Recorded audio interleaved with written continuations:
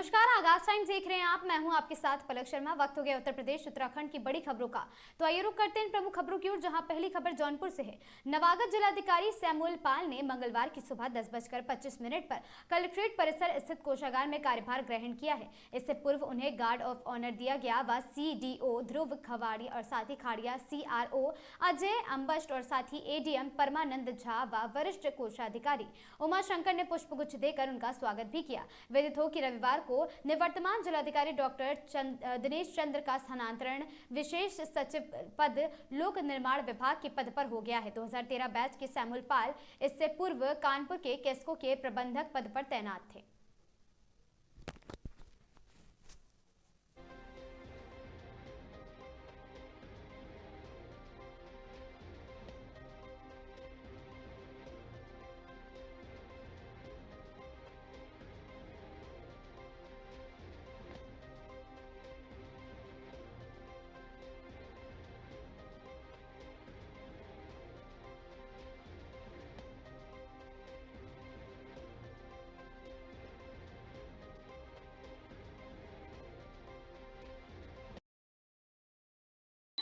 क्या खास होता है सर? आज हम इस जनपद में जिलाधिकारी के रूप में कार्यभार ग्रहण किया है और यहाँ पर हमारे पूरा जौनपुर जनपद के CDO और इसके अलावा वरिष्ठ अधिकारियों के साथ मुलाकात की है।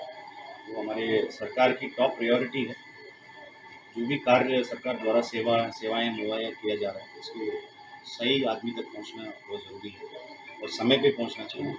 और हमारे माननीय मुख्यमंत्री जी का सर्वोच्च प्राथमिकता है जो भी ग्रीवांस रिड्रेसल मैकेनिज्म है, वो समस्या लेते हुए हमारे ताने में, हमारे विकास खंडों में, हमारे तहसीलों में जो जनता आते हैं, ये तत्काल प्रभाव से इसको अटेंड करने की ज़रूरत है और नियम अनुसार जो भी मेरिट पे उसमें निर्णय होनी है, तो निर्णय लेने के लिए मैं सारे अधिकारी को प्रेरित भी किया हूँ और जनपद के इसमें जो भी IGRS रैंकिंग है उसमें इम्प्रूवमेंट के लिए हम प्रयास करेंगे।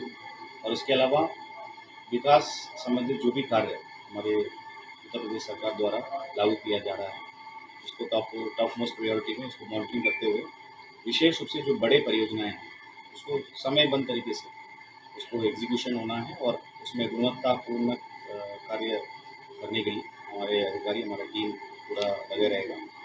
और हम लोग जनता से मिलने के समय भी जैसे सरकार ने तय किया है उस समय पे सभी अधिकारी जनता के समस्या को सुनना बहुत ज़रूरी है और वो एक समयबद्ध तरीके से निस्तारण करने हैं और निस्तारण करने के पहले कम से कम हमारे जो भी कंप्लेनेंट है उनसे फ़ोन में बात कर लिया जाए और कहीं भी कुछ कॉम्प्लेक्स इश्यू है तो अधिकारी स्वयं मौके पे चले जाएं। लोगों को गवर्नेंस होते हुए दिखना चाहिए और सरकार की मंशा के अनुसार सारे अधिकारी काम करेंगे। मुझे लगता है तो ये विकास की पथ है, तो जैसे हमारे स्टेट आगे बढ़ रहा है वैसे हमारा जौनपुर जनपद भी आगे बढ़ेगा और पूर्व अधिकारी द्वारा जो भी अच्छे काम किया जा रहा है उसको भी आगे बढ़ाया जाएगा। आपने कहा सर बड़ी परियोजना है यहाँ सर, सबसे बड़ी परियोजना 800 करोड़ की STP अमृत योजना है जौनपुर शहर की। 7वां साल चल रहा है सर। सारी सड़कें आपके कलेक्ट्रेट रोड की भी सारी सड़कें सर बैठ गई हैं 10-10 बार।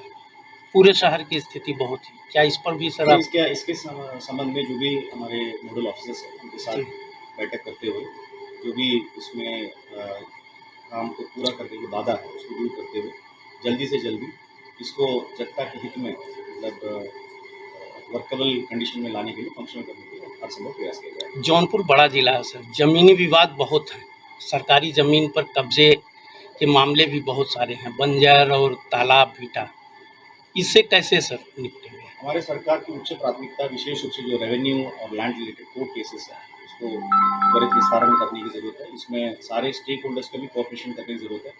अधिकारी हर महीने नंबर ऑफ़ केसेस जितना डिस्पोजल करते हैं उससे मैक्सिमम प्रयास करके केसेस को एक न्यायिक निर्णय के आधार पर निस्तारण करने की ज़रूरत है। तो इसमें मेरा विशेष प्रभाव रहेगा। सारे SDMs है, ADM है, उसके अलावा जुडिशियल ऑफिसर्स है, अपने समय पे इसका कार्य पूरा करेंगे। उसमें एक जेन्युइन राहत लोगों को मिलता है तो इस पर विशेष ध्यान रखा जाएगा और किसी भी आदमी को किसी आदमी ने उसको अपने बल पर उन्होंने जो उत्पीड़न कर रहा है तो उसको संज्ञान पुलिस द्वारा भी और प्रशासन द्वारा भी तत्काल लिया जाएगा और सरकार के निर्देशन में एक बाई पार्टीसन मतलब बैलेंस्ड वे में निर्णय लेते हुए कार्रवाई की जाएगी। प्रधानमंत्री सर, कई जगह जाम लगा रहता है, कई ऐसे इलाके जो अतिक्रमण चपेट में जैसे सिपाही इलाका है और बहुत अच्छे अच्छे स्कूल हैं उधर, बच्चे जो है जाम में इस गर्मी में फंसे रहते हैं बसों में, इस पर क्या एक्शन होगा?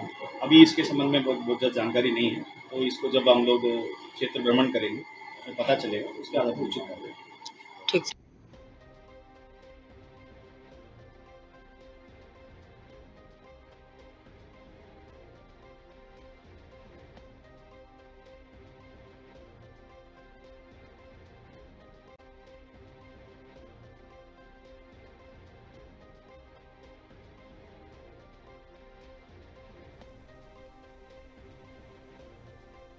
और यह साइबर थाना पुलिस को मिली है बड़ी सफलता। अंतर्राज्यीय साइबर ठग किया गया गिरफ्तार। बैंक कर्मचारी बनकर लोगों से फोन हैक कर करता था ऑनलाइन ठगी। आरोपी ने कब्जे से 4 आईफोन 16 प्रो मैक्स समेत आपको बता दें कि 14 महंगे मोबाइल बरामद किए हैं। बरामद मोबाइल फोनों की अनुमानित कीमत करीब 10 लाख रुपए बताई जा रही है। क्रेडिट कार्ड और साथ ही एक्टिव करने के नाम पर भेजता था लिंक और APK फाइल और साथ ही औरैया के युवक से 46,957 रुपए की हुई थी साइबर ठगी।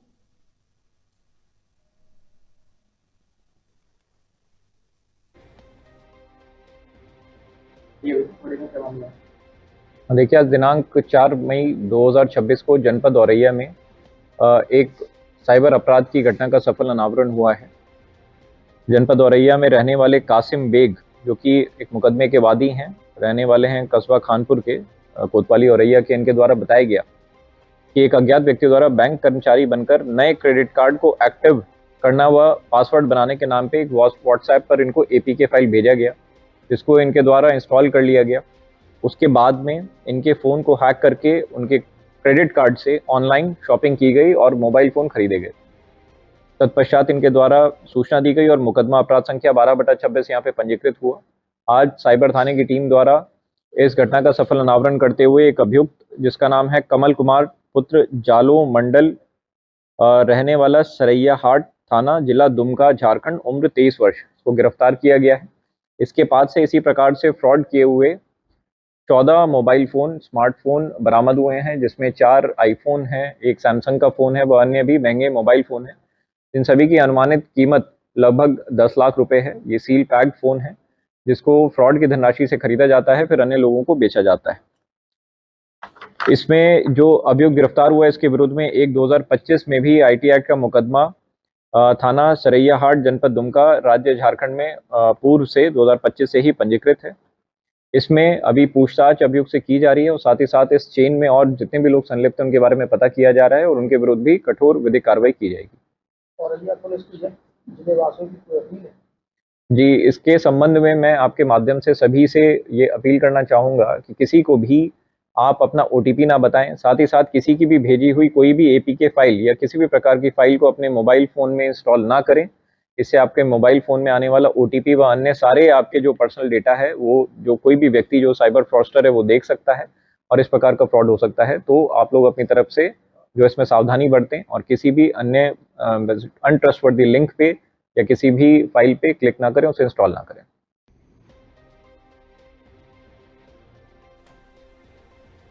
इटावा पुलिस ने अपराधियों के खिलाफ बड़ी कार्रवाई करते हुए लूट और छिनैती की वारदातों का अंजाम देने वाले 2 शातिर बदमाशों को मुठभेड़ के बाद गिरफ्तार कर लिया।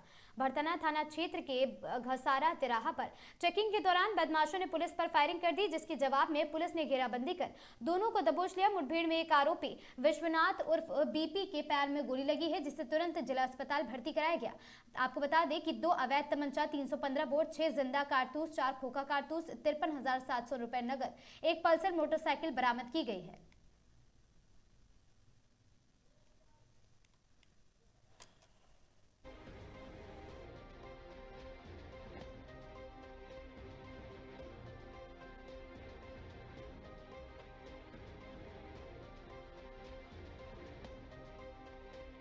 घटना का अनावरण हुआ है, क्या है पूरा मामला? देखिए, ये 27 अप्रैल को भरतना कस्बे में एक किराना व्यापारी थे वो अपनी दुकान बंद करके 1,70,000 रुपये लेकर के अपने घर जा रहे थे। रास्ते में कुछ बदमाशों ने उनको रोका और उनसे थैला छीन करके भाग गए थे। इस संबंध में भरथना पुलिस को बड़ी सफलता मिली है। घटना में शामिल 2 अभियुक्त आज पुलिस मुठभेड़ के बाद गिरफ्तार किए गए हैं। इसमें ऋतिक और वीपी 2 हैं। इनके कब्जे से 2 अवैध तमंचा और लूट के 53,700 रुपये नकद बरामद किया गया है। वो जो झोला था वो भी इन्होंने बंटवारे के बाद जला दिया था। आधी जला झोला भी बरामद कर लिया गया है। पुलिस मुठभेड़ के दौरान अभियुक्त विश्वनाथ के पैर में गोली लगी है, जिसे उपचार हेतु अस्पताल में भेजा गया है। शेष 2 अभियुक्तों की भी बहुत शीघ्र गिरफ्तारी करेंगे। उनके खिलाफ कड़ी विधिक कार्रवाई की जा रही है। ये कहाँ और वारदात है, कुछ जो जानकारी अभी निकल कर आ रही है? देखिए, ये इनका आपराधिक इतिहास औरैया में भी है और हमारे इटावा थाने में, इकदिल थाना क्षेत्र में भी है। तो इनका पूर्व का आपराधिक इतिहास है, जिसपे डकैती, लूट और गैंगस्टर और आर्म्स एक्ट के मुकदमे दर्ज हैं।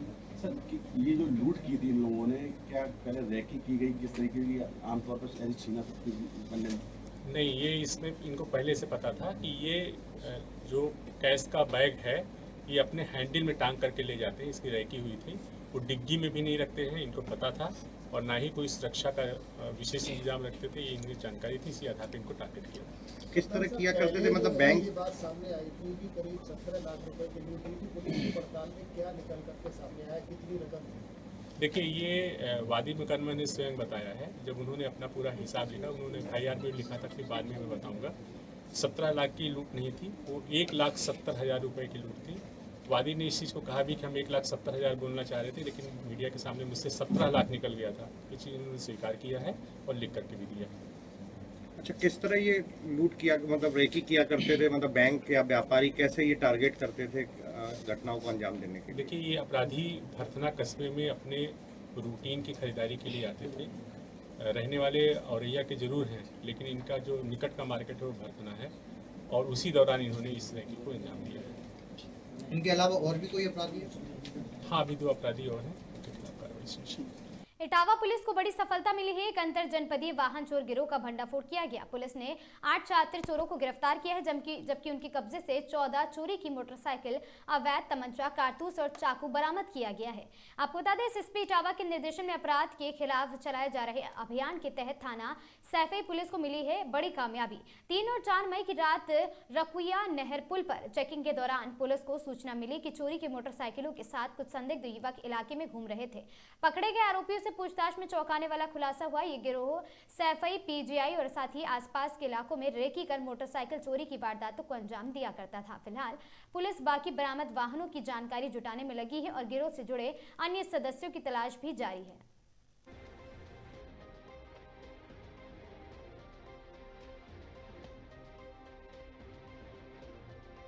थाना सैफई पुलिस को एक बड़ी सफलता मिली है और 8 अंतर जनपदीय वाहन चोरों के गैंग को उन्होंने पकड़ा है।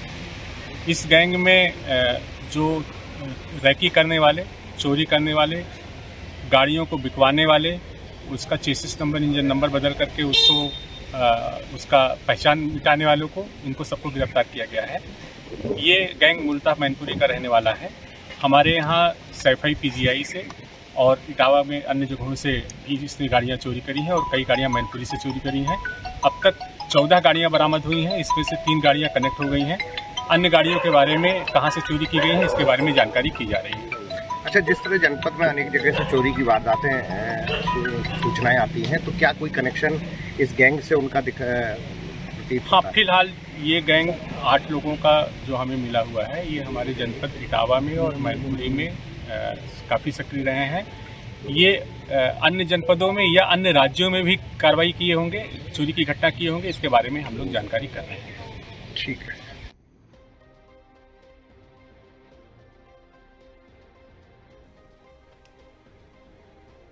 खबर सोनभद्र से है, जहां बीच बाजार किन्नरों के दो गुटों में घंटों चला जमकर हंगामा। वीडियो हुआ सोशल मीडिया पर वायरल। एरिया बंटवारे के बाद भी किन्नरों के दूसरे गुट द्वारा बधाई लेने को लेकर शुरू हुआ था मामला। देखते ही देखते कहासुनी हंगामे में बदली और बीच बाजार पर हुआ है बवाल। एक गुट वाहनों पर चढ़कर करता रहा हंगामा, दूसरा गुट बनाता रहा पूरे घटनाक्रम का वीडियो।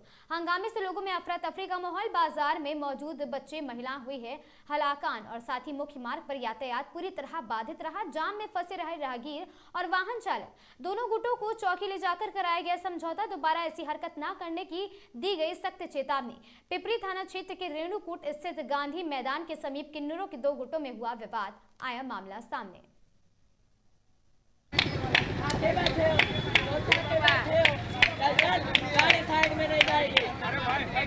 नहीं, मैं उनसे छोटी हूँ, मैं नहीं बताऊंगी।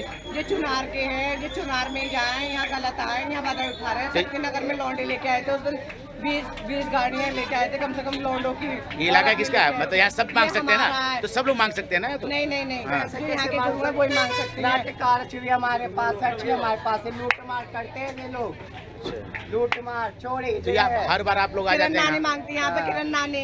अच्छा, किरण नानी आती है यहाँ पे, आप सब लोग जानते हैं। हाँ ठीक है, हाँ ठीक है ठीक है। मेरी नानी है, किरण नानी आती है यहाँ पे, और कोई नहीं आता। तो दिक्कत क्या हो रही है? ये लोग कहाँ से आए? वो लोग चुनार के हैं, यहाँ तक आए हैं वो लोग, बधाई उठा रहे हैं। शक्ति नगर में भी आए थे उस दिन, बीना थाने में आए थे। तो चाहते क्या है? कुछ नहीं, हमारे यहाँ से ये लोग चले जाए, बस हम ये लोग चाहते हैं। संडीला कोतवाली क्षेत्र में एक बार फिर अवैध सट्टा और जुआ कारोबार के जोर पकड़ने की खबरों ने इलाके में सनसनी फैला दी है। आपको बता दें, स्थानीय लोगों का आरोप है कि नए कोतवाल के आते ही बंद पड़ी गतिविधियां अचानक तेज हो गई हैं, जिससे पुलिस की भूमिका पर सवाल खड़े हो रहे हैं। अंदरूनी मिलीभगत के आरोप सूत्रों के अनुसार थाने से जुड़े कुछ लोगों की भूमिका संदिग्ध बताई जा रही है। आरोप है कि बिना संरक्षण के इतना बड़ा अवैध नेटवर्क चलना संभव नहीं है। वायरल वीडियो से हड़कंप मच गया। सोशल मीडिया पर वायरल हो रहा एक वीडियो पूरे मामले को लेकर गंभीर बना हुआ है। दावा किया जा रहा है कि इसमें सट्टा जुआ गतिविधियों के संकेत दिखाई दे रहे हैं। वीडियो की पुष्टि भले ना हुई हो, लेकिन इसने प्रशासन की नींद को जरूर उड़ा दिया है। युवाओं पर बड़ा प्रहार हुआ है और साथ ही सट्टा और जुआ जैसी गतिविधि, अवैध कारोबार से युवाओं का भविष्य खतरे में पड़ता नजर आ रहा है। संडीला में सट्टा और जुआ कारोबार को लेकर उठ रहे सवाल अब सिर्फ चर्चा नहीं बल्कि बड़ा मुद्दा बनता नजर आ रहा। वायरल वीडियो अब आरोपों के मामले को लेकर बेहद संवेदनशील बना दिया गया है।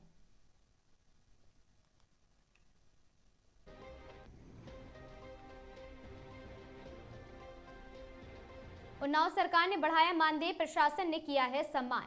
बेसिक शिक्षा विभाग के प्राथमिक विद्यालयों में तैनात शिक्षा मित्रों का 1 माह पहले मानदेय बढ़ाकर योगी आदित्यनाथ सरकार ने तोहफा दिया है। डीएम घनश्याम मीणा के नेतृत्व में जिले के 1300 से ज्यादा शिक्षा मित्रों को सम्मानित किया गया। डीएम ने शिक्षा मित्रों के बढ़े मानदेय की डेमो चेक करके देकर उनको उज्जवल भविष्य की कामना की है। डीएम ने शिक्षा मित्रों को बच्चों को पूरी ईमानदारी और बेहतर भविष्य गढ़ने की अपील की है और साथ ही निराला परीक्षागृह में आयोजित किया गया सम्मान समारोह।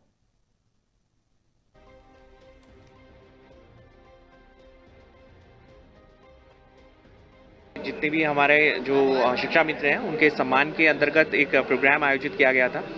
इसमें जो मेन प्रोग्राम है वो माननीय मुख्यमंत्री जी द्वारा गोरखपुर में उसका उद्घाटन किया गया और इसी क्रम में जिला स्तर पे भी हमारे द्वारा प्रोग्राम किया गया। प्रोग्राम के अंदर जितने भी हमारे सम्मानित विधायक जी हैं, एमएलसी साहब हैं, वो सब उपस्थित हुए और इसी क्रम में हमारे जनपद में लगभग 1300 के आसपास शिक्षा मित्र हैं, उनको यहाँ पे सम्मानित किया गया और जो उनका मानदेय राज्य सरकार द्वारा बढ़ाया गया है उसी क्रम में ये प्रोग्राम किया गया था।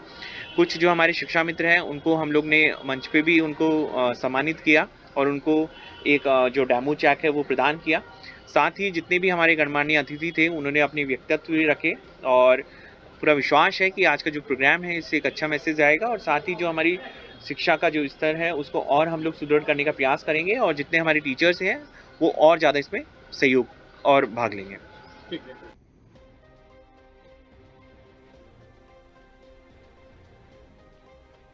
प्रभारी मंत्री योगेंद्र उपाध्याय का कानपुर दौरा। शिक्षा मित्र सम्मान समारोह में शामिल होने पहुंचे शहर सिविल लाइन स्थित मार्केट मर्चेंट चैम्बर हॉल में आयोजित हो रहा कार्यक्रम डीएम, सीडीओ, एटीएम, सिटी और साथ ही डीआईओएस, बीएसए और शिक्षा विभाग अधिकारी उपस्थित रहे। बंगाल की जीत को ऐतिहासिक बताया और पंजाब के लिए बोले वहां भी हमारी सरकार बनेगी।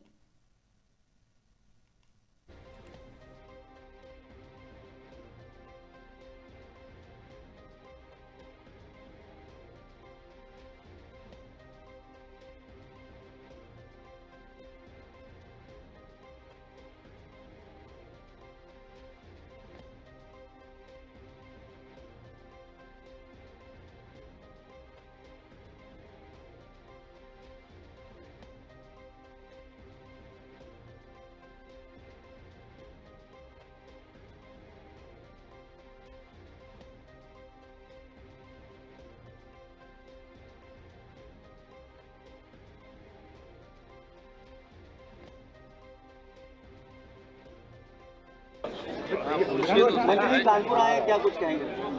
आज शिक्षा मित्र सम्मान समारोह पूरे प्रदेश में मनाया जा रहा है और इसके अंतर्गत उन शिक्षा मित्रों को जिन्हें कभी मात्र 3,500 रुपये महीना मिला करता था, योगी जी की सरकार ने, भारतीय जनता पार्टी की सरकार जब से आई तो 2017 में सीधे 3,500 से 10,000 किया और अब 10,000 से उनका सीधा 18,000 हो गया है। यानी पहले किश्त में लगभग 3 गुना, उसके बाद 3 गुने का प्रति गुना।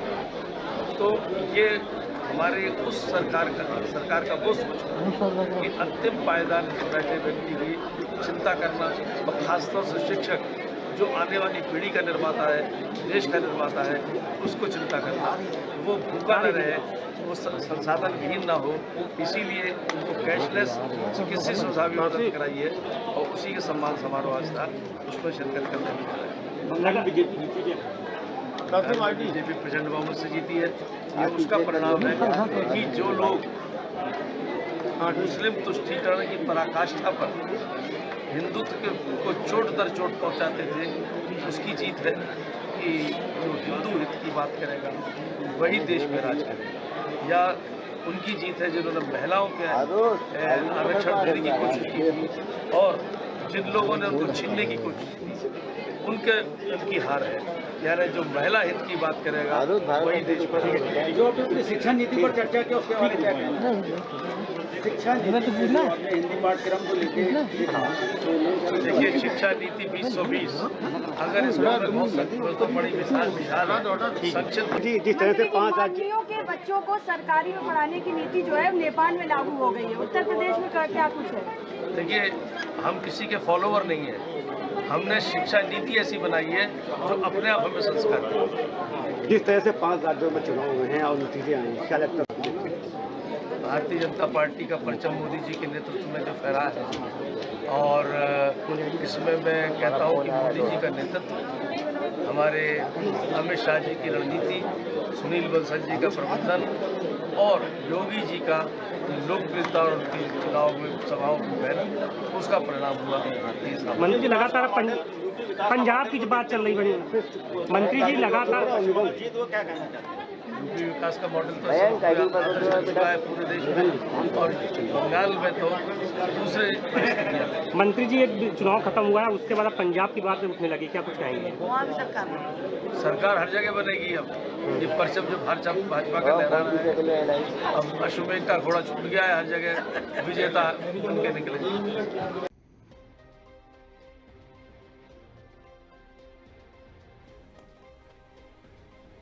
खबर सीतापुर से है, जहां खनन माफियाओं पर चला है अटरिया पुलिस का हंटर। खनन माफियाओं के द्वारा दिए जा रहे थे बड़ी मात्रा में अवैध खनन किया जा रहा था। थाना इलाके में चल रहे अवैध खनन की सूचना मिलने पर पुलिस ने की बड़ी कार्रवाई। अवैध खनन में सम्मिलित एक जेसीबी और 3 ट्रैक्टर ट्रॉली को किया गया सीज। अटरिया थाना प्रभारी की खनन माफियाओं पर बड़ी कार्रवाई। अवैध खनन में प्रयुक्त एक जेसीबी, 3 ट्रैक्टर हुए सीज। खनन माफियाओं में मचा हड़कंप। जनपद सीतापुर के अटरिया थाना क्षेत्र का पूरा मामला बताया जा रहा है।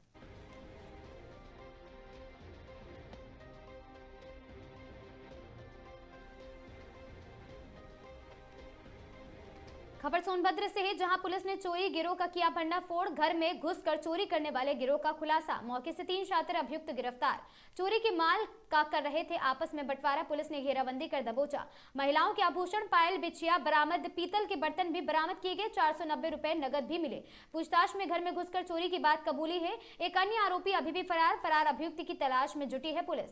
गिरफ्तार अभियुक्तों को भेजा गया न्यायालय। रॉबर्ट्सगंज कोतवाली क्षेत्र के बहुआर गांव के पास तालाब किनारे धरे गए सभी आरोपी।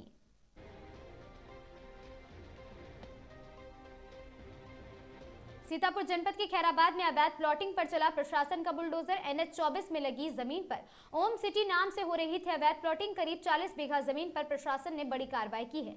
मौके पर भारी पुलिस बल, सिटी मजिस्ट्रेट व तहसीलदार मौजूद रहे।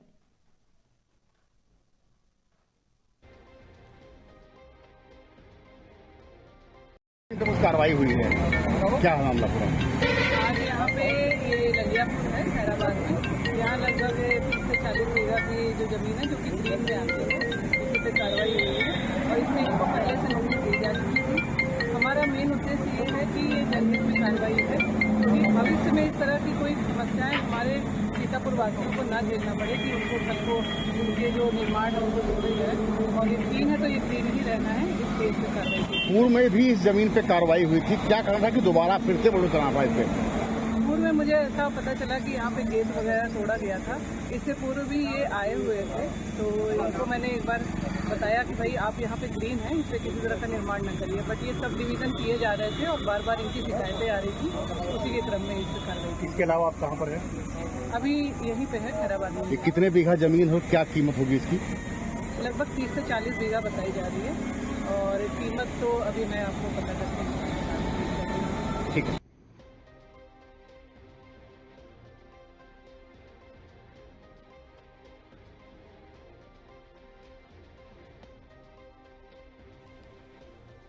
जनपद अलीगढ़ जिलाधिकारी कार्यालय में चकबंदी विभाग का काला कारनामा सामने आ रहा है। वहीं पीड़ित किसान ने बताया कि जिलाधिकारी कार्यालय में चकबंदी ऑफिसर सीओ राजीव कुमार टमटा ने सरकारी कागजात पर हस्ताक्षर करने के लिए 1 लाख रुपए की डिमांड की है। जब मैंने पैसे नहीं दिए तो मेरे कागजात पर हस्ताक्षर नहीं किए।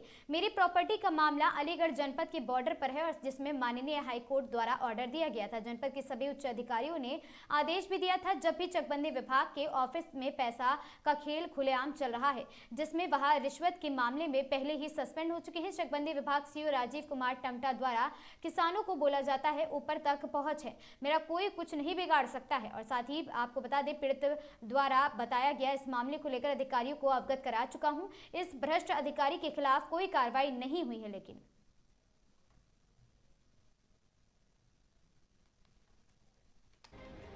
मेरा नाम चौधरी धर्मवीर सिंह है। मैं गांव दानात्या रिफाइनरी जिला मथुरा रहने वाला हूं, और मेरी यहाँ अलीगढ़ मथुरा बॉर्डर पे Chaudhary Dharamvir Singh physical training centre नाम से अकेडमी है।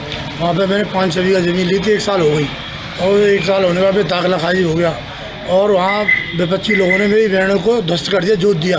तो इस संबंध में मैंने यहाँ लिख के दिया, DM साहब सबको लिख दिया, कोई कार्रवाई नहीं हुई। फिर मैं हाई कोर्ट गया, तो हाई कोर्ट में ये मुझे हाई कोर्ट ने लेटर दिया। हाई कोर्ट आदेश नंबर है 7232/9/3/2026। ये मैंने इनको यहाँ उनको दिया SDM इगलास ने लेटर बना के दिया इनको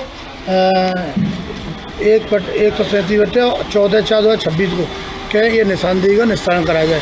सीओ चकबंदी, और सीओ चकबंदी से मिलता हूँ मैं। सीओ चकबंदी बोला हाँ आज करेंगे, कल करेंगे, सीटें मिलते नहीं हैं। मैं 28 तारीख को DM साहब से मिला था, तो DM साहब ने DM साहब ने SOC को लिख दिया, CO को लिख दिया, CO को लिख दिया। तो CO साहब कोई कार्रवाई नहीं कर रहे। कल CO साहब से मिला मैं, तो CO साहब ने बोला ऑफिस में गया मैं। क्या नाम है CO साहब का? CO साहब है राजीव टमटा। ये कहाँ बैठते हैं? यही बैठते CO चकबंदी न्यायालय वहाँ पे। तो इन्होंने कल मुझे बुलाया, तो ये लेटर उन्होंने टाइप किया, मुझे बताया कि धारा 39 में ऐसे करके 45 में ये इसका निशानदेही होगी।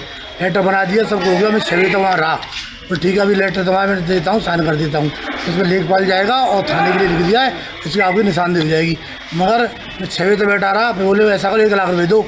ऐसा 1 लाख तो नहीं। 1 लाख रुपये रिश्वत किसने मांगी? CO टमटा, चकबंदी अधिकारी। नाम बताइए पूरा उनका। राजीव टमटा। 1 लाख रुपए की रिश्वत मांग रहे हैं आपसे? हाँ जी, ये साइन करने के लिए बोला जब साइन करूँगा 1,50,000 में दे भी आता लोग, नहीं कोई 1 लाख चाहिए। अब मैं क्या करूँ बताओ। DM साहब ने उनको बोल दिया, सब बोला मेरा कोई कुछ नहीं बिगाड़ सकता, मेरे घर खड़ी है, मेरे मंत्री में विधायक हैं, और ये बात सस्पेंड हो चुका है बीच में। तो किस तरीके की धमकी दे रहे हैं CO साहब? कहते हैं कि तुम कुछ करोगे तो तुम्हारे खिलाफ कानूनी कार्रवाई करूँगा, मैं तुम्हारे खिलाफ RFI करूँगा, फलाऊँगा तुम मेरे खिलाफ कुछ। और जबकि इन्होंने लोगों से वहाँ कई उनसे धार मांगते हैं, किसी पैसा मांगते हैं, ऐसा कोई नहीं जो हस्ताक्षर करेंगे बिना पैसे कभी हस्ताक्षर नहीं करे। कम से कम कल इन्होंने 10 लाख रुपये कमाया है कल के सामने। किसने? ये CO राजीव टमटा ने, CO राजीव टमटा ने लोगों से कल 2 लाख 1 लाख के आदेश किए कल। कम से कम 10 लाख लेके गाड़ी में भर के ओला से भाग के वहाँ के रहने वाले हैं गढ़वाल के। अब बताओ मैं क्या करूँ। रोजाना मैं 1 महीने 1 साल से आ रहा हूँ, मैं निशानदेही नहीं हो रही मेरी ज़मीन है, और मेरी अकेडमी के बराबर ज़मीन खरीदी है। 45 लाख रुपये चेक दिए, सब मेरा क्लियर है, दाखिला खारिज सब कुछ है। और मैं और DM साहब ने आदेश कर दिया, तो DM साहब भी सुनते हैं ना, SOC साहब की सुनते हैं, किसी सुनते अपने सामने कुछ नहीं इसकी समझते ही। तो जो जिलाधिकारी महोदय हैं इस समय नए जो जिलाधिकारी आए हैं अवनीश कुमार जी, आपने उनसे शिकायत किस मामले को लेकर? था उन्होंने लिख दिया, उन्होंने उनके लिए लिख दिया। जिलाधिकारी महोदय ने 28 तारीख को आदेश किया है कि इसको करिए, और नहीं करोगे तो आप कंटेम्प्ट लग जाए, इस काम को करो तत्काल। उन्होंने SOC साहब ने उनको बता दिया, और उन्होंने लेटर भी बनाया। लेटर बन गया तो भाई साइन क्यों नहीं कर रहे? मैं बोला मैं 12 तारीख को आऊँगा, मेरे घर में शादी है, तो बिना बताए छुट्टी लेके चलेगी। अभी डी साहब से मिला, डी साहब ने बोला भाई कहाँ है बताओ, तो घर चलेगी छुट्टी पे। क्या करूँ बताओ। तो जो आप जो सीईओ हैं, आप जो बता रहे हैं राजीव टमटा जी, तो किस तरीके की डिमांड की जा रही है आपसे? ये पैसा चाहिए, वैसे कोई साइन करना है तो बिना पैसा का नहीं होना है। अब ये हस्ता ये लेटर इन्होंने बनाया, मैंने तो बनाया, माननीय न्यायालय के आदेश अनुसार ये लेटर लिखा हुआ है, सारी चीज़ लेटर में कंडीशन लगी है और इन्होंने बनाया। वो मुझे दिखाया पढ़ के, बोले इस पर साइन जब करूँगा पैसे दो। जो प्रदेश के मुखिया हैं माननीय मुख्यमंत्री योगी आदित्यनाथ जी, आप उनसे क्या कहना चाहेंगे इस मामले को लेकर? ये कहना चाहता हूँ ऐसे भ्रष्ट अधिकारी को सस्पेंड किया जाए और या यहाँ से हटाया तबादला किया जाए, ये कहना चाहता हूँ योगी जी से, मोदी जी सबसे। ये यहाँ बहुत भ्रष्ट से पहले सस्पेंड हो चुके और बिना पैसा के कोई हस्ताक्षर नहीं करते किसी कागज पे। तो आपकी मुलाकात कब हुई उनसे? मेरी तो सालों से हुई। तो एक साल में दाखिला खारिज हुआ था, जो दाखिला खारिज भी इन्हीं ने किया था। तो ये जो चकबंदी विभाग है ये अलीगढ़ में ही है? चली सातवीं जो चकबंदी विभाग है वो 20 साल हो गई मैं जमीन ली वहाँ पे। ये चकबंदी अलीगढ़ में पड़ता है, यहाँ पे ये ऑफिस है इसका सामने में, जिलाधिकारी ऑफिस में। जिलाधिकारी ऑफिस में अलीगढ़। जी हाँ। तो कितने रुपए की डिमांड की जा रही है आपसे? अभी 1 लाख रुपए दो, जब साइन करूँगा। क्या नाम है उनका? उनका राजीव टमटा, सीईओ चकबंदी अधिकारी अलीगढ़ सदर। क्या नाम है आपका? मेरा नाम चौधरी धर्मवीर सिंह, मथुरा से आता हूँ। और मेरी निशानदेही के लिए लेटर बनाया इन्होंने बनाया लेटर। डीएम साहब का आदेश था, हाई कोर्ट का आदेश था, ये डीएम साहब ने आदेश किए। तो कितना समय हो गया आपको यहाँ आते आते? मुझे 1 साल हो गई था। कोई कार्रवाई नहीं हुई है? कार्रवाई नहीं होती है। मैं दाखिला खारिज हुआ, सब कुछ हुआ। मेरी दूसरी पार्टी ने मेरिट थी जो थी वो दस्त कर दी थी, तो इन्होंने कुछ नहीं किया। मैं हाई कोर्ट चला गया, हाई कोर्ट ने आदेश दिया कि तत्काल बाद से इनकी निशानदेही की जाए। तो कोई कार्रवाई नहीं हो रही है? कार्रवाई नहीं हुई। तो जिलाधिकारी महोदय के लिए आप क्या कहना चाहेंगे? जिलाधिकारी महोदय से रिक्वेस्ट करता हूँ कि साहब सीईओ साहब को बोलें मेरा निशानदेही कराएं और ऐसे सीईओ साहब को यहाँ से हटाया जाए या सस्पेंड किया जाए, ऐसे बेस्ट सीईओ साहब को, ये कहना चाहता हूँ।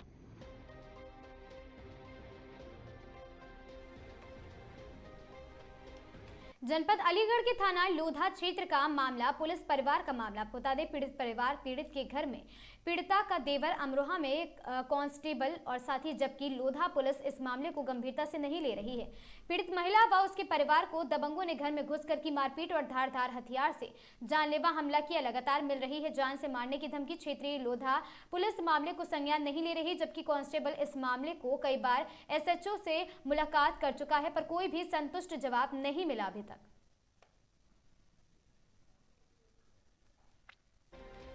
क्या नाम है आपका? क्या हुआ है, क्या मामला हुआ? नहीं हुआ कि हम बाहर सो रहे, गेट खुले रहे पे ऐसे बाहर चले आए, हमें का पता है ऐसे चले आएंगे और दो तो बाहर खड़े रहे, दो महेश विनोद तो भीतर अंदर घुसे हैं। जैसे कि किच्ची मारी है और ऐसे हम भागे तो दो बाहर खड़ेगा, उन्होंने हम निकाल वापस जिंदा बचा जाए। दो बाहर खड़ेगा, उन्होंने हम झंडा बहुत जोर हम पीले पीले करके डाले। किस तरीके का हमला किया गया तुम्हारे ऊपर उनके द्वारा? खिंची गई हमारे पास, हम लौट रहे। क्या हथियार थे उनके पास? ना डंडे तो हम पूरे पूरे कर गए। एक बच्चा था, फिर हमने कुछ ने बेबी को बचाया। कौन कौन लोग थे वो, क्या नाम उनका? विनोद, महेश, मनोज महावीर बाहर ठाड़े और महेश और अंदर घुस रहे ऐसे करके। तो कब की घटना है? 24 तारीख। पुलिस में मामला दर्ज कराया? पुलिस नाम कराया है, ऐसे हमारे पीछे कोई है ना, सीधा साधा ये लड़का उसकी जैसे खराब हो रही कराया। पुलिस के द्वारा कोई कार्रवाई? ऐसी कोई कार्रवाई नहीं। कौन से थाने का मामला है? अलीगढ़। क्या नाम है आपका, क्या हुआ है आपके साथ? राजेश्वरी नाम है मेरा। मैं अंदर कमरे में सो रही थी, दो जने बाहर खड़े थे और दो जने अंदर घुसे आए। कौन लोग थे वो? विनोद और महेश और मनोज और महावीर और दो बाहर खड़े थे और दो अंदर घुसे आए। नीचे अंदर सो रही थी, मेरे 6 महीने वो भी 6 महीने का बच्चा है और ऑपरेशन से हुआ, तो ऑपरेशन में कपड़े के लत्ते फाड़े हैं मेरे, छेड़खानी की थी और डंडों से मारा है बहुत तेज, लात घूसा डंडों से मारा है और मेरे कान नाक की बाली को खींच के ले गए, नाक की बाली कान की बाली सब खींच के ले गए। वो मेरे लड़के के भी डंडा लगाए बहुत तेज और मेरे सास ससुर उनको भी मारा है और सास ससुर आ गए मेरे तो उनको भी मारा है। कौन कौन लोग थे, नाम बताइए उनके? महेश, विनोद और मनोज और महावीर। तो किस बात को लेकर? खेत के पीछे, चकडोल के पीछे। ये कब की घटना है? 24 तारीख की। तो कौन से थाने का मामला है? लोधा थाना। पुलिस क्या कार्रवाई कर रही है इसमें? कुछ भी कार्रवाई नहीं कर रही, अभी पकड़े ही नहीं गए और चढ़ के आते हैं हमारी छाती पे, दोबारा चढ़ के आ रहे, कोई कार्रवाई नहीं है। तो किस तरीके की कोई धमकी वगैरह मिल रही है आपको? धमकी मिल रही है, मारने, जान से मारने की धमकी मिल रही है हमें। इतनी जान से मारने की धमकी मिल रही है कि बेहोश करके डाल जा रहे हैं हमें मार के। आप चाहती क्या हैं? हम चाहते हैं कि जैसे हमारे साथ हुआ है ऐसे उनके साथ हुआ है, ऐसा होना चाहिए। अगर यहाँ से न्याय नहीं मिलता तो कहाँ जाएंगे आप?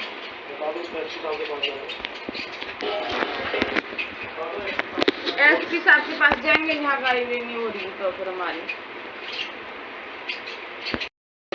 अंदर कमरे में मुझे नीचे डाल दिया। और खबर कानपुर नगर से है, जहां स्मार्ट मीटर की खामियों और डॉक्टर अंबेडकर नगर ग्राम विकास योजना के तहत मिली भूमि का पता नियमित न करने के मामले को लेकर आज पीड़ित परिवार ने पीड़ितों ने जिलाधिकारी कानपुर नगर को एक संयुक्त ज्ञापन सौंपा है। ज्ञापन में दोनों ही मामलों में प्रशासनिक लापरवाही का आरोप लगाते हुए जोरदार प्रदर्शन किया गया। सबसे पहले ग्राम फतेहपुरी और साथ ही प्रदेश के कई जनपदों के विद्युत उपभोक्ताओं ने स्मार्ट मीटर मामले में कार्रवाई की मांग की। उनका कहना है कि विभाग में अनुपस्थित और साथ ही उपभोक्ताओं की सहमति के बिना स्मार्ट मीटर लगाकर विद्युत अधिनियम की धारा 47/5 का उल्लंघन किया जा रहा है। वहीं दूसरी ओर ग्राम मनतीपुरवा, मजरा, फतेहपुरी और साथ ही तहसील सदर के अनुसूचित जाति के भूमिहीन मजदूरों ने ज्ञापन के माध्यम से बताया कि वर्ष 2011 में डॉक्टर अंबेडकर ग्राम विकास योजना के तहत उन्हें कृषि भूमि का पट्टा दिया गया था। ज्ञापन मिलने के बाद जिलाधिकारी कार्यालय की ओर से आश्वासन दिया गया कि दोनों मामलों की गंभीरता को देखते हुए जांच कर उचित कार्रवाई भी की जाएगी।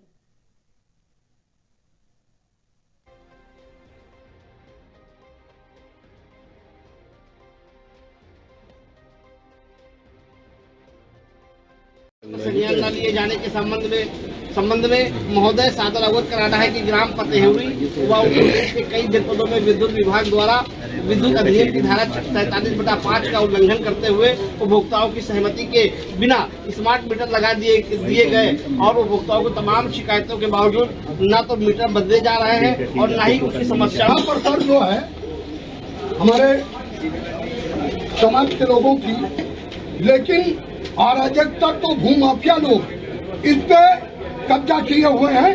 मैं आपके माध्यम से अनुरोध करूंगा कि इस पे दोनों टीम बनाई जाए, एक तो प्रशासनिक टीम हो और हमारे साथ जो जुर्म हो रहा सामने देख के देखिए अच्छा पेंसिल सामने देखिए सर।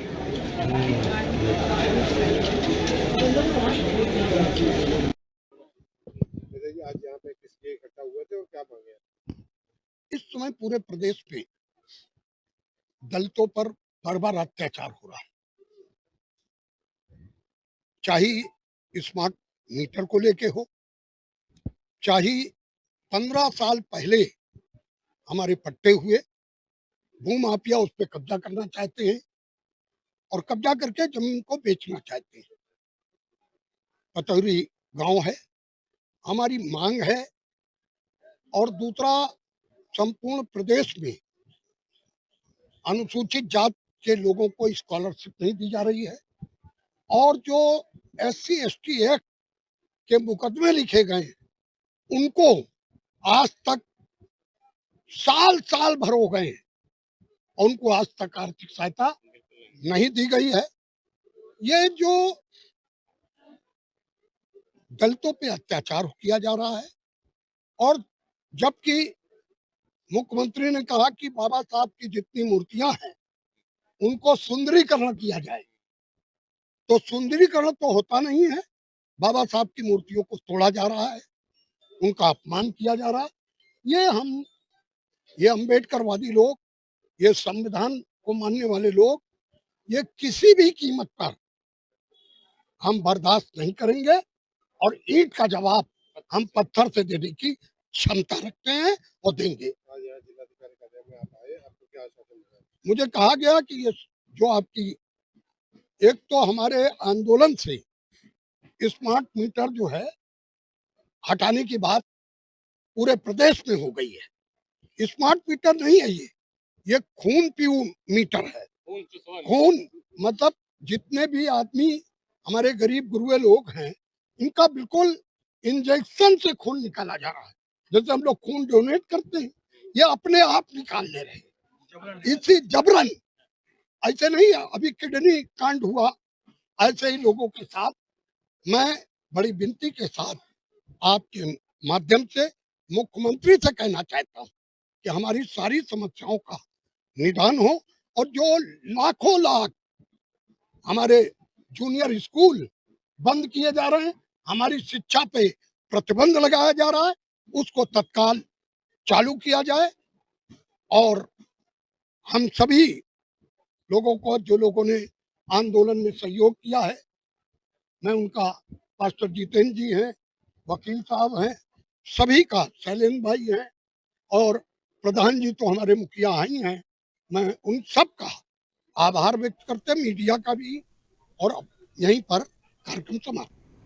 भूमि पैमाइश में गड़बड़ी के आरोप पर भड़का किसान संगठन, तहसील में सौंपा ज्ञापन। भारतीय किसान यूनियन स्वराज के जिला सचिव मोइन खान की कृषि भूमि की पैमाइश को लेकर विवाद गहराता जा रहा है। संगठन ने आरोप लगाया है कि संबंधित कानूनगो द्वारा मामले में तथ्यों को जोड़ मरोड़ कर गलत आख्या प्रस्तुत की गई है। और इसी मुद्दे को लेकर बुधवार को संगठन का एक प्रतिनिधिमंडल सवाईशपुर तहसील पहुंचा और उप जिलाधिकारी से मुलाकात किया गया। और साथ ही हालांकि एसडीएम की अनुपस्थिति में प्रतिनिधिमंडल ने तहसीलदार से भेंट कर अपना ज्ञापन सौंपा है। तहसीलदार ने मीटिंग छोड़कर प्रतिनिधिमंडल से मुलाकात की और मंडल को गंभीरता से लेते हुए तत्काल टीम गठित कर जांच शुरू कर दी। पदाधिकारियों ने चेतावनी दी है कि यदि मामले में निष्पक्ष कार्रवाई नहीं हुई तो संगठन धरना प्रदर्शन करने को भी बाध्य होगा।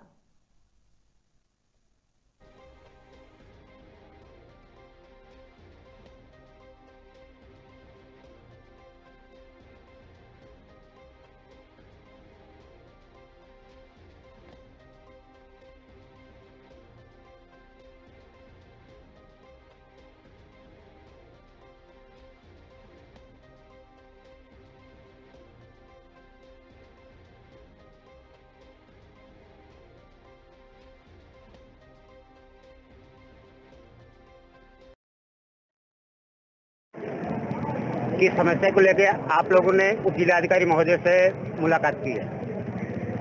मेरा नाम विद्यासागर यादव है, मैं भारतीय किसान यूनियन स्वराज का जिला अध्यक्ष हूँ।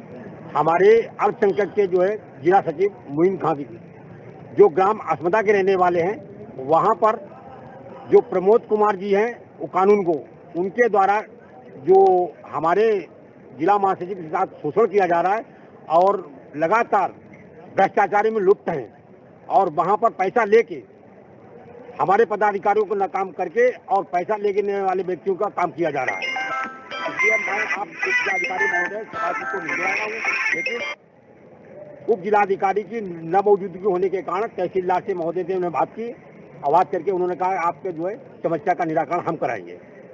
आपको आश्वासन दिया है? बिल्कुल आश्वासन दिया गया। जाम से जूझ रहा मथुरा को राहत, ठेले हटे, पार्किंग पर लगी है रोक। मथुरा के प्रमुख चौराहों में से एक गोवर्धन चौराहे पर लंबे समय से जाम की समस्या बनी हुई है। इस समस्या के समाधान के लिए प्रशासन ने अब सख्त रुख उठाना शुरू कर दिया। इसी क्रम में एसपी सिटी ने नगर निगम की टीम और साथ ही संबंधित थानों के इंस्पेक्टर्स के साथ चौराहे का निरीक्षण किया है। निरीक्षण के दौरान पाया गया कि सड़क किनारे बेतरतीब खड़े सब्जी के ठेले और अवैध पार्किंग जाम का मुख्य कारण बन रहे थे। इसके अलावा प्रशासन ने वाहनों की पार्किंग को लेकर भी सख्त नियम लागू किए। चौराहे के आसपास 100 मीटर के दायरे में वाहन खड़े करने पर रोक लगा दी गई। एसपी ट्रैफिक राजेश कुमार तिवारी ने बताया कि मथुरा आने वाले श्रद्धालुओं को जाम से राहत दिलाना प्रशासन की प्राथमिकता है। इसके लिए लगातार अभियान चलाकर व्यवस्थाओं में सुधार भी किया जा रहा है।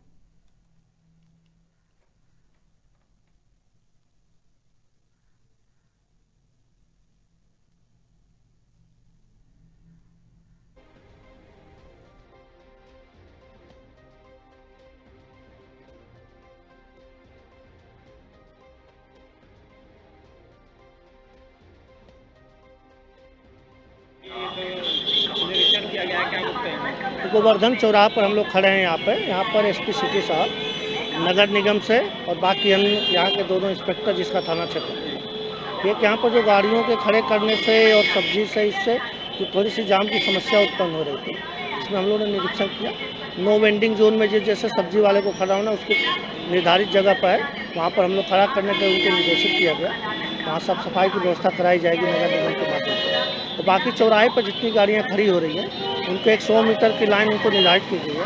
उसके अगर पहले करते हैं तो उस पर विधिक कार्रवाई की जाएगी, ताकि चौराहे को चलते रहने से, क्योंकि बाहर के यहाँ पर बहुत श्रद्धालु आते हैं। तो अपना जो जनपद है पूरी यातायात व्यवस्था सुचारू रूप से चलती है। सर, शहर में जाम की स्थिति को लेकर क्या कुछ कहना चाहेंगे, क्योंकि धार्मिक नगरी है और जाम की स्थिति हर समय बनी रहती है? लगातार इस पर हम लोग प्रयासरत हैं, क्योंकि बहुत सारे लोग आते हैं यहाँ पर, दर्शनार्थी आते हैं, और जो भी छोटे से लेकर बड़े उसमें हम लोग सुधार कर सकते हैं उसको किया जाए।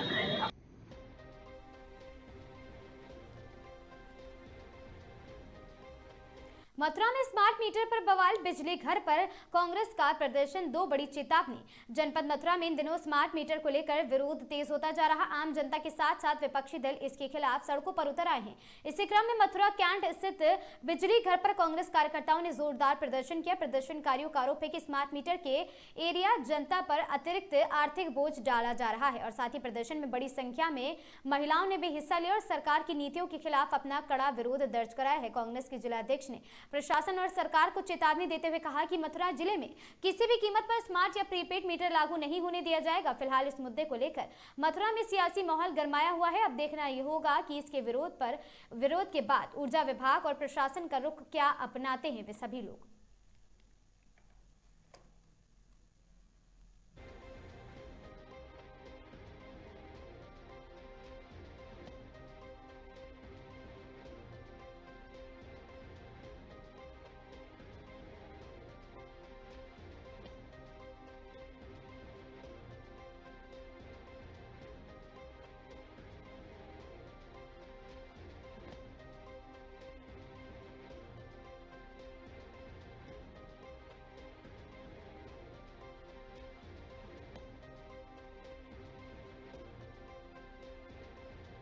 लगातार विरोध देखने को मिल रहा है। आज भी कांग्रेस पार्टी तमाम महिलाएं यहाँ बिजली घर पर पहुंची हैं, विरोध जाहिर किया है।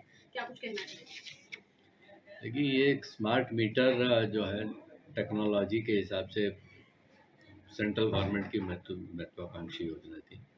इसके बहुत सारे फायदे उपभोक्ता को मिलने वाले थे, इसीलिए ये योजना चालू की गई थी। सबसे बड़ा फायदा है इसमें कि आदमी अपना बिल स्वयं देख करके नियंत्रित कर सकता है। बिल में इसमें छूट भी दे रहे थे, 2% इसमें बिल में स्मार्ट मीटर लगने में छूट भी थी। लेकिन ये देखा गया पिछले कुछ दिनों में कि भाई जो हमारे नीचे के तबके के लोग हैं, कुछ काफ़ी लोग ऐसे हैं जो मोबाइल अभी नहीं चला पाते हैं, चार्ज करने में उनको दिक्कत हुई, पॉजिटिव बैलेंस कैसे रखना है, एडवांस कैसे पेमेंट करना है, इसमें थोड़ी सी दिक्कतें लोगों को हुई, जिसकी वजह से ऐसी भीषण गर्मी में लोगों को कुछ परेशानी का सामना करना पड़ा। तो हमारे माननीय ऊर्जा मंत्री जी ने, सरकार ने ऐसी गर्मी में उपभोक्ताओं की परेशानी को देखते हुए कुछ निर्णय लिए हैं, जिसमें निर्णय है कि अब ये बिल जो है 30 दिन के बाद बिल बनेगा। बिल बनने के बाद आदमी 10 दिन के अंदर उसको जमा कर दे। जो छोटे अमाउंट में बार बार कटने की समस्या थी, उससे जनता को निजात। सर, लगातार जो टेक्निकल इश्यूज आ रहे थे, क्या वो समस्या नहीं थी इसमें? आपने जनता के ऊपर डाल दिया कि वो स्मार्ट नहीं है, इसलिए इस तरीके की चीज़ें सामने आई हैं। टेक्निकल ग्लिचेस के लिए जो एक आम धारणा थी कि बिल तेज चल रहा है, ऐसे कोई उसको हम लोग प्रॉपरली चेक कराया टेक्निकल। उसमें हमारे 5% इसमें प्रोविज़न है चेक मीटर लगा के रखने का। 5% का मतलब बहुत होता है। अगर हमने 1 लाख मीटर लगाए हैं तो 5000 चेक मीटर उसमें लगे हुए हैं, और उनको हम बराबर उस पर चेक कर रहे हैं मीटर। उसमें कोई तेज़ चलने की ऐसी कोई टेक्निकल इसमें समस्या नहीं है। रिचार्ज करने में जिसको दिक्कत कर रहे हैं वो एक्चुअली पॉजिटिव बैलेंस, जो इससे मैंने अभी बताया ना कि पॉजिटिव बैलेंस मेंटेन करके रखने की एक इशू आता है। वो हम लोग समझा भी रहे हैं और आगे भी समझाएंगे, लेकिन अभी फ़िलहाल उसको सरकार ने उसको जो निर्णय लिए हैं वो बहुत जल्दी उससे राहत मिलेगी। अभी सर ये लोग सभी मांग कर रहे हैं कि स्मार्ट मीटर जो लगे हुए हैं, हालांकि पोस्टपेड करने की बात कर दी गई है, लेकिन हटाने की मांग की जा रही है। इस पर क्या विचार, क्या ऊपर तक पहुंचाएंगे इस विषय को आप? इसको हम देंगे, जो अब आज हमें मिला है इसमें, इस हम उसको प्रॉपर चैनल से ऊपर भेजेंगे। जो भी निर्णय होगा पब्लिक के हित के लिए, जो भी निर्णय होगा वो आसान करा जाएगा। स्मार्ट मीटर नाम तो बहुत अच्छा है, स्मार्ट मीटर, लेकिन इसका काम केवल लोगों को, जनता को और गरीब मजदूरों को परेशान करने का है। स्मार्ट मीटर के नाम पे इन्होंने एक ऐसी चीज जनता के हाथ में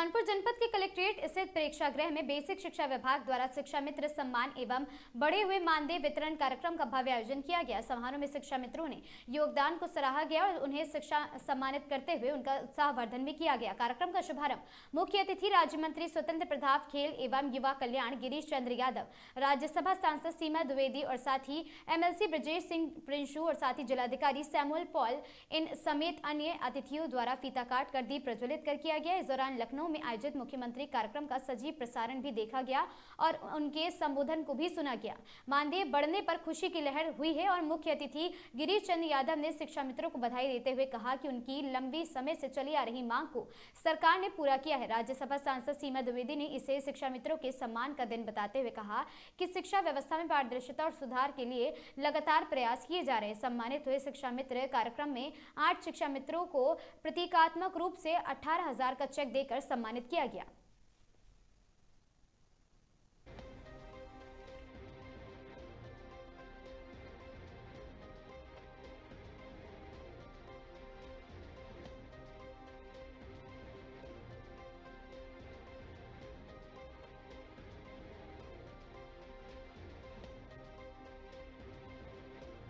आज बेसिक शिक्षा विभाग द्वारा आयोजित जो शिक्षा मित्र हमारे 1995 से काम कर रहे हैं और वो लंबे समय तक शिक्षा के क्षेत्र में सेवाएं दे रहे थे, उनकी कुछ प्रमुख मांगें थी। उस मांगों को सरकार ने स्वीकार करके उनके वेतनमान की बढ़ोतरी, चिकित्सा के लिए कैशलेस की सुविधा और बीमा पॉलिसी से भी जोड़ने के लिए योजना लेकर उनको आज ये सम्मानित किया गया है। निश्चित रूप में हम सभी शिक्षा मित्रों को इस सम्मान के लिए उनको बहुत बधाई देते हैं, शुभकामना देते हैं। और जो उत्तर प्रदेश के हमारे मुखिया हैं, उत्तर प्रदेश के यशस्वी मुख्यमंत्री ने जो इतने लंबे समय से इनकी मांग चल रही थी उसको पूरा किया है, उनको भी मैं शिक्षा मित्रों की ओर से भी, सभी सम्मानित जनता की ओर से भी, अभिभावकों की ओर से भी माननीय मुख्यमंत्री का धन्यवाद और आभार व्यक्त करना चाहता हूँ कि उन लोगों की इस मांग को पूरा करने का काम किया। क्या ये आगामी चुनाव को देखते हुए किया गया है सर? देखिए, हमारी सरकार सबका साथ, सबका विकास, सबका विश्वास के साथ करती है। हम चुनावी की दृष्टि से काम नहीं करते, हम जो है प्रदेश के विकास के लिए, देश के विकास के लिए। चुनाव एक अलग प्रक्रिया है। लोगों को जो काम कर रहे हैं उनका वेतन मिलना चाहिए, उनको ठीक प्रकार से उनका सम्मान होना चाहिए, उनका आदर होना चाहिए। इस व्यवस्था के लिए हमारी सरकार काम कर रही है।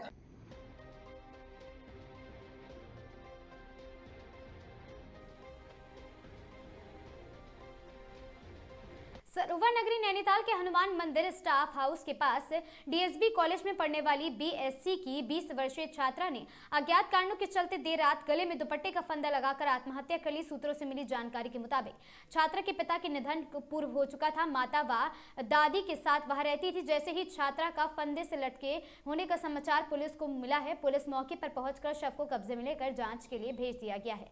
परिवार का रो रो कर बुरा हाल हो रहा है और साथ ही नगर पालिका परिषद ने सभासद रमेश प्रसाद ने बड़ी मुश्किल से परिवार को ढांढस बंधाया है। अब पोस्टमार्टम रिपोर्ट आने के बाद ही पता चलेगा कि आखिर क्या कारण था। फिलहाल पुलिस ने शव को कब्जे में लेकर घर में आने जाने वालों का तांता लगा है। सबके मुंह से एक ही शब्द सुनाई दे रहा है, बहुत सीधी व अच्छी बच्ची थी।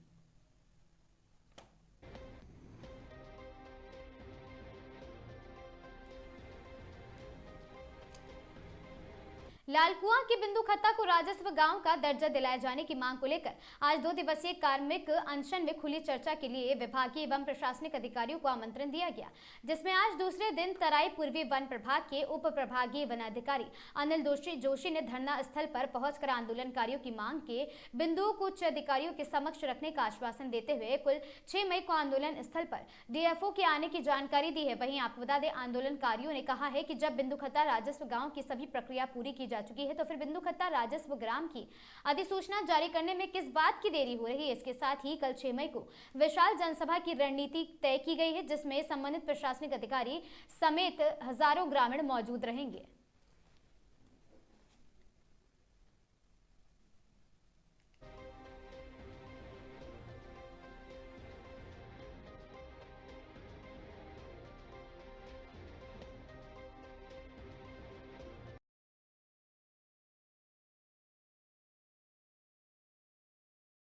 देखिए, आपका बहुत बहुत धन्यवाद। आप देख ही रहे हैं लगातार बिंदुकत्ता को राजस्व गांव बनाने की मांग बहुत जोर तोड़ तरीके से उठ रही है और आप देख भी रहे हैं कि एक बार इसमें सारी प्रक्रिया यहाँ से पूरी होकर के शासन तक पहुंच भी गई है और अधिसूचना जारी करना बाकी रह गया था, लेकिन अब ऐसा दोबारा कहा जा रहा है कि दोबारा जिलाधिकारी महोदय इसमें जो है इसकी प्रक्रिया को पूरी करके शासन को भेजें। तो ये मेरे समझ से परे है, ये तो आम आदमी के समझ से भी परे है कि एक बार पूरी प्रक्रिया पूरी होने के बाद दोबारा प्रक्रिया चालू करना ये कौन सा न्याय है। हम लोगों की तो एक ही मांग है, क्योंकि देखो मैं तो बिंदुकत्ता राजस्व गांव के मामले में कोई राजनीति नहीं करना चाहता, क्योंकि वहाँ सब हमारे लोग रहते हैं, हमारे पहाड़ के लोग रहते हैं।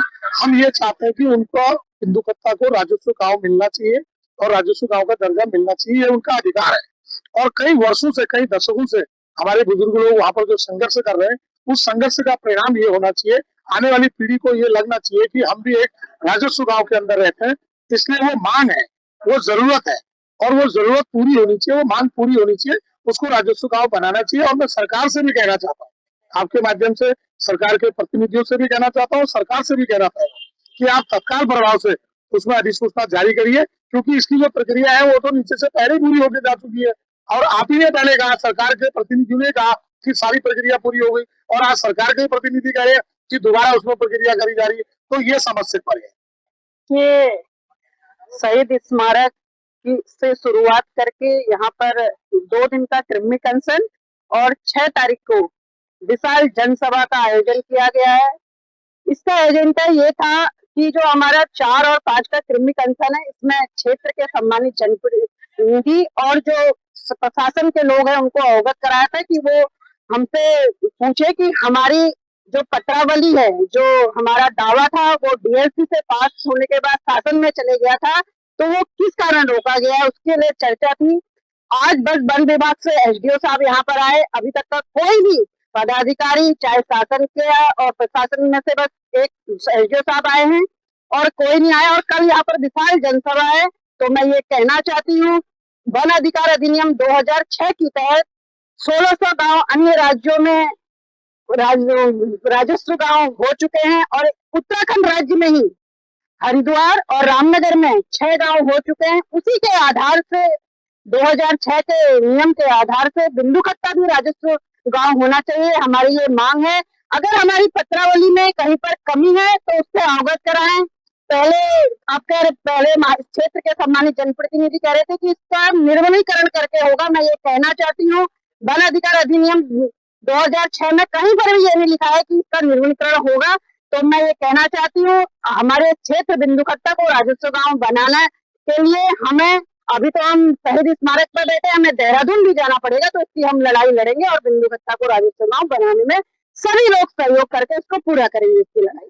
ये 2 दिवसीय कृमि कंसन है जो 4 मई कल से शुरू हो गया है और आज दूसरा दिन है, और कल 6 मई को इसमें विशाल जनसभा इसी स्थल पर होनी है, जिसमें हमें अंदेशा है कि जो 18 फरवरी की जो विशाल रैली थी उससे भी कहीं अधिक लोगों के आने की इसमें आशंका है, क्योंकि हमारा उस समय स्पष्ट वो था हमारा अल्टीमेटम कि अगर 2 महीने के अंदर इसमें अधिसूचना जारी नहीं होती है या फिर कोई सकारात्मक कार्रवाई नहीं होती है तो हम अगला आंदोलन जो है इससे बड़ा करेंगे। और उसी क्रम में हम लोगों ने जो कृमि कंसन है इसमें एक मौका और दिया है सरकार को कि वो जनता के बीच में आए। अगर हमारे दावों में कोई कमी है या जो तरह तरह की बातें मीडिया के माध्यम से आ रही है, चाहे वो जनप्रतिनिधि हो, सरकार की तरफ से हो या विधानसभा में जो सवाल उठाए गए, उन सवालों के जो जवाब माननीय वन मंत्री जी ने वहां पर दिए तो वो बिल्कुल तथ्यहीन है और उन पर हमने अपना काउंटर भी रखा था वहां पर, लेकिन उसके बावजूद भी कोई सुनवाई नहीं हो रही। तो हमारा कहना है कि जैसे आप देखते हैं जनजन की सरकार, जनजन के द्वार के कार्यक्रम सरकार चला रही है, लेकिन बिंदुकत्ता का कहीं से कहीं तक कोई उसमें संज्ञान नहीं लिया गया। तो हम ये कहते हैं कि अगर राजस्व ग्राम होता तो जाहिर सी बात है सरकार यहाँ पर आती, तो जनजन की सरकार कब आएगी बिंदुकत्ता के द्वारा कार्यक्रम के तहत, अगर वो आ करके हमारे सवालों के जवाब यही दे दे। और उनको जो शंकाएं हैं, चाहे वो जैसे हमारे दावों के ऊपर 75 साल की जो गाइडलाइन के ऊपर वन मंत्री जी ने कहा कि 13 दिसंबर 2005 से अभी इनको 73 साल हो रहे हैं, तो तथ्यहीन है। 3 पीढ़ी हम साबित कर चुके हैं, हमारे दावे जिला स्तरीय समिति से स्वीकृत होकर के शासन को जा चुके हैं। उसके बाद 18-19 महीने वहाँ शासन में लंबित रखने के बाद उनको वापस भेजा जाता है। और डीएलसी से जिलाधिकारी महोदय द्वारा उनको पुनः परीक्षण लिख करके नीचे को भेजा जाता है। तो ये बिल्कुल भी हमारे हिसाब से तो गलत कदम है और मंशा हमें लगती नहीं कि सरकार की इसमें कुछ होती भी है।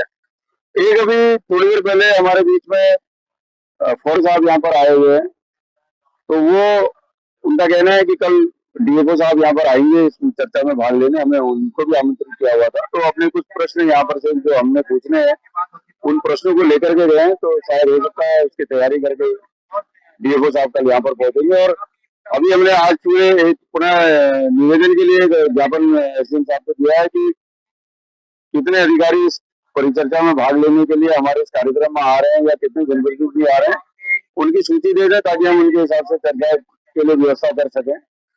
और अगर कल तक अगर कोई जनप्रतिनिधि या फिर सरकार के कोई जिम्मेदार अधिकारी यहाँ तक नहीं आते हैं, कोई ठोस वार्ता नहीं होती है, तो हमारी विशाल जो जनसभा है, एक विशाल रैली जो 18 फरवरी की थी, उसी तरह रैली में कन्वर्ट होकर के यहाँ से तहसील परिसर को जाएगी और वहां पर हम अपनी अग्रिम रणनीति जो होगी उसकी घोषणा हम वहीं पर करेंगे।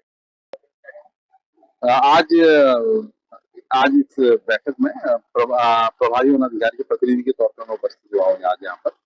तो आज इस बैठक में आज 2 दिवसीय बैठक रखी गई है। तो आज इस बैठक में जो यहाँ के प्रमुख बिंदु थे वो मैंने नोट कर लिए हैं और उस बिंदु को मैं लेने आया था आज बैठक में और उपस्थिति दर्ज कराने आए थे वन विभाग की तरफ से।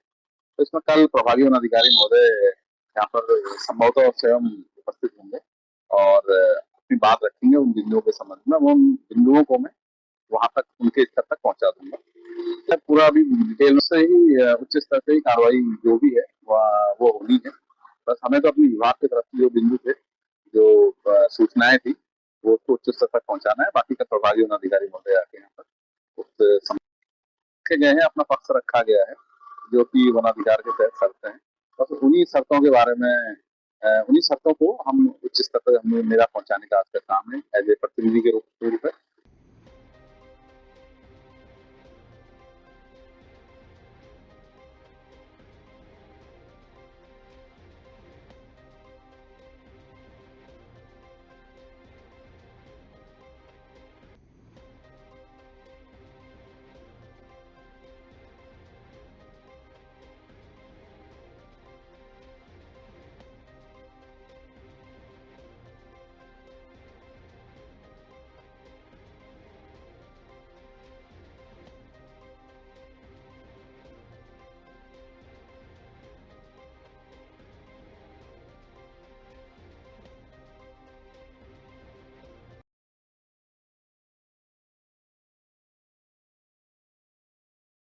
देखिए आपका बहुत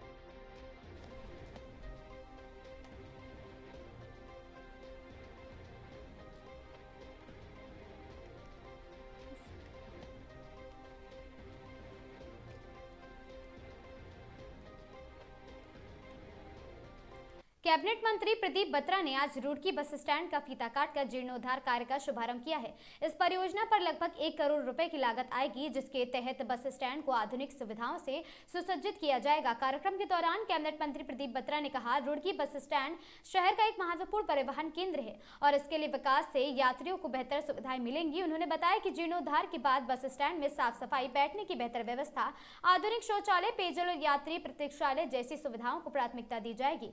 स्थानीय लोगों का यात्रियों के इस पहल काफी राहत भरी बताया जा रहा है और साथ ही आपको बता दें कार्यक्रम में स्थानीय नागरिक भी मौजूद रहे जिन्होंने इस पहल का स्वागत किया है।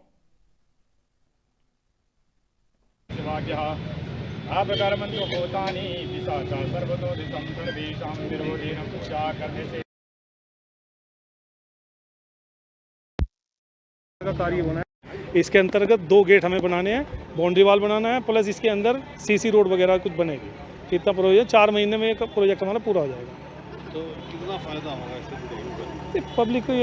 इसका मतलब एक सौंदर्यीकरण हो जाएगा। यहाँ पे आपको अलग लुक दिखेगी, बनने के बाद बस अड्डा दिखेगा, कुछ चीज़ बनना है यहाँ पे। बदहाल हालत है, बहुत दिक्कतें बनी। इसके लिए तो एक्चुअली वो हायर अथॉरिटी बात कर पाएगी। कितनी लागत से बनेगा? ये 4 महीने, ये 1 करोड़ रुपया इसमें भी सैंक्शन है। कब तक तैयार होगा? 4 मंथ। बस स्टैंड का जीर्णोद्धार का कार्यक्रम शुरू हुआ है। आज यहाँ मुहूर्त किया हम लोगों ने और बहुत जल्दी एक अच्छा नया बस स्टैंड लोगों को यहाँ पर मिलेगा, मॉडल बस स्टैंड मिलेगा, जिसमें सारी फैसिलिटीज़ होंगी, कैंटीन फैसिलिटी, टॉयलेट फैसिलिटी से लेकर सभी चीज़ यहाँ पर आधुनिक तरीके से बनाई जाएंगी।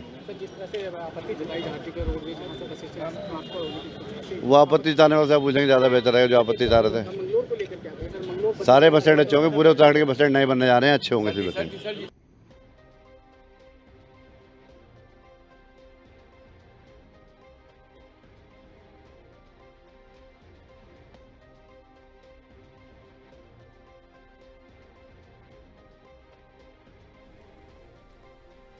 देवभूमि के Muni ki Reti Kaudiyala eco tourism zone में आपको बता दें, साहसिक पर्यटन के नाम से पर्यटकों की सुरक्षा के साथ खतरनाक खिलवाड़ का मामला सामने आया है।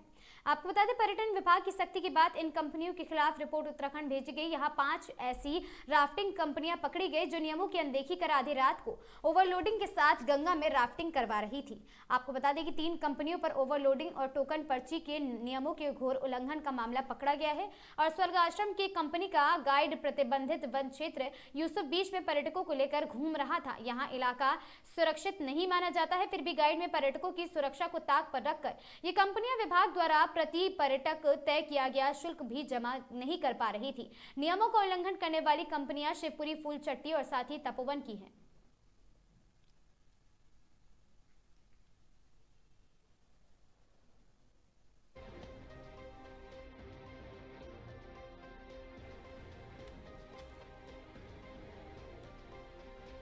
इन खबरों में आज के लिए बस इतना ही। ऐसी खबरों से लगातार जुड़े रहने के लिए बने रहें हमारे साथ और देखते रहें आगाज टाइम्स।